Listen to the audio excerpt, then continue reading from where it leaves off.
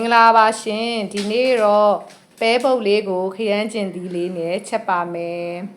ရေပဲဆန်လေးလည်းနည်းနည်းထည့်ပါမယ်ရှင်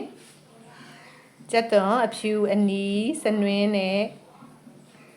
ရုပ်သီးစိမ်းလေးပါပါမယ်နန်းနန်းပင်လေးအုပ်ပါမယ်ရှင်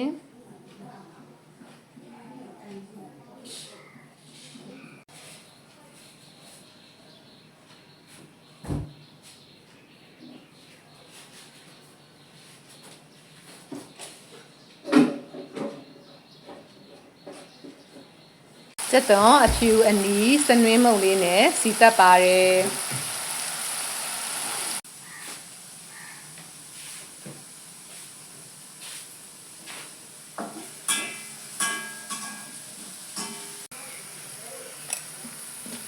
ရုပ်သီးအစိမ်းမုံလေးထည့်ပါတယ်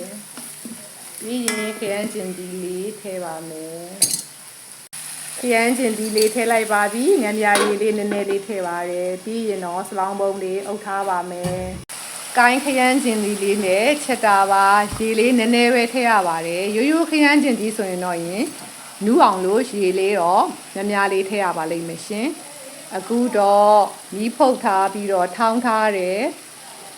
ပဲပုတ်သေးတွေကိုထည့်လိုက်ပါပြီရေပဲဆန်လေးနည်းနည်းထည့်ပါမယ်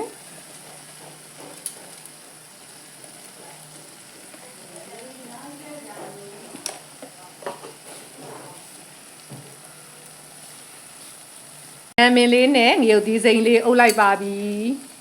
အပေါ့အငံလေးမြည်ကြည့်တဲ့အခါမှာစားလေးနည်းနည်းလိုရအတွက်စားလေးနည်းနည်းထည့်လိုက်ပါတယ်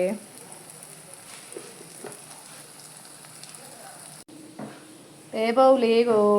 ကိုင်းခရမ်းကျင်သီးလေးရဲ့မြေပဲဆန်လေးရဲ့နဲ့ချက်လို့ပြီးသွားပါပြီအားလုံးပဲနေကောင်းချမ်းပါစိတ်ချမ်းသာကြပါစေနော်